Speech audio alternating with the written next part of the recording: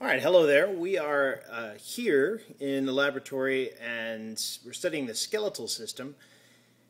Today I'm going to go through the appendages. We're going to start with the upper appendage, the upper limb, forelimb that we'd say in a four-legged or like a dog or a cat, but in a human being we call this the arm, and then the forearm right here. And you can see down below, obviously, what we call the wrist, and then the hand. And I'm just going to go through these bones so that you've heard the names pronounced and that you can actually find the structures. So the first here, this bone is the humerus. And then at the joint of the elbow, the humerus articulates with the radius. And you can see that the radius has a round head, and that's an easy way to identify it on its proximal end. And then the ulna. Right? The ulna fits here into the ulnar notch of the humerus, right?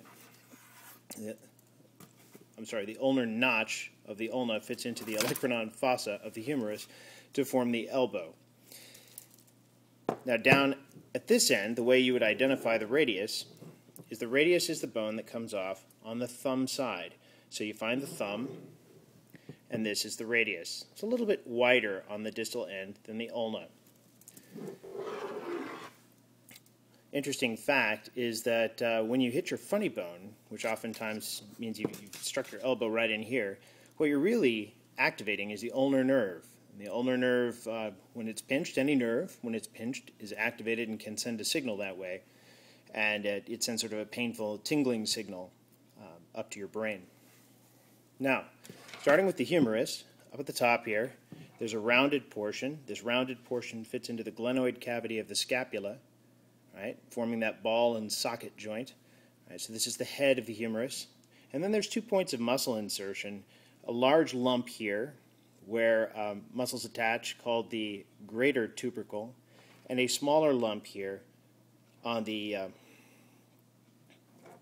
front side, right? So the ventral side, anterior side, called the lesser tubercle. So greater tubercle, lesser tubercle, and the head of the humerus. It's the head of the radius, right? So as we go away from the body, head of the radius.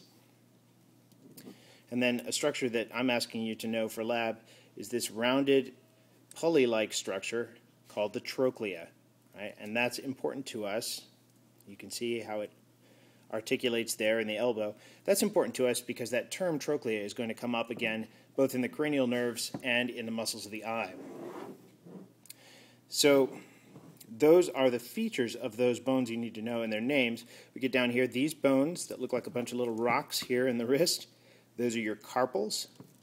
And then these bones at the back of the hand are the metacarpals. And then the bones that make the fingers are phalanges. That's plural. Singular would be a phalanx.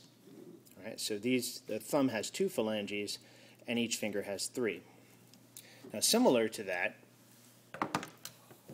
is the lower limb that's made of the femur.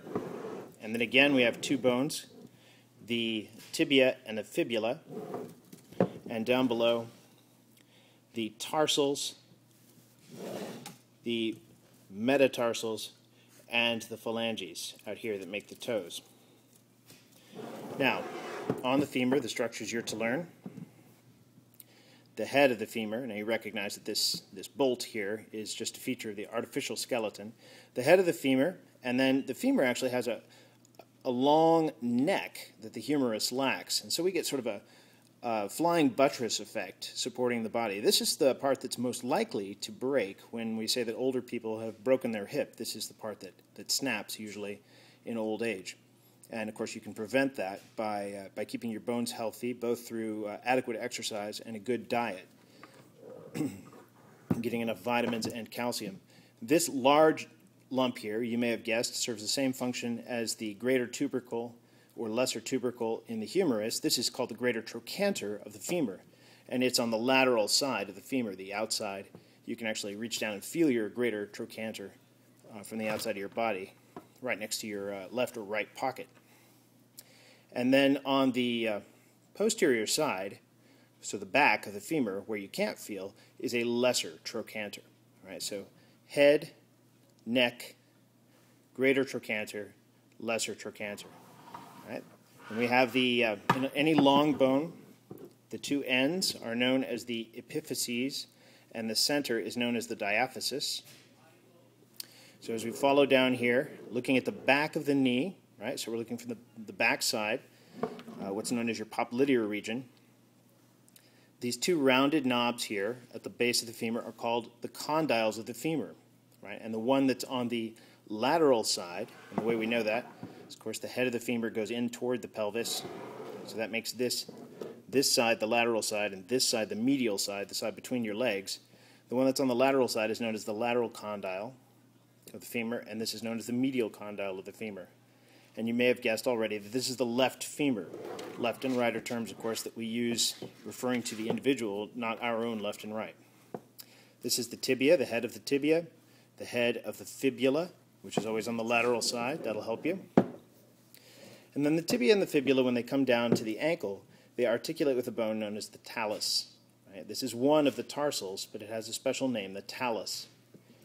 And then the heel bone is the calcaneus. And you can see it's also got a knob on it.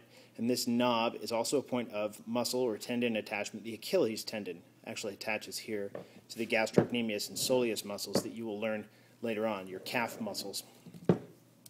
And then, similar to the hand, we have tarsals, metatarsals, and phalanges. All right, and again, the great toe has 2 phalanges, while all the other toes have 3. If you have any questions about this, don't hesitate to ask me in class, and I hope this video has been of help to you.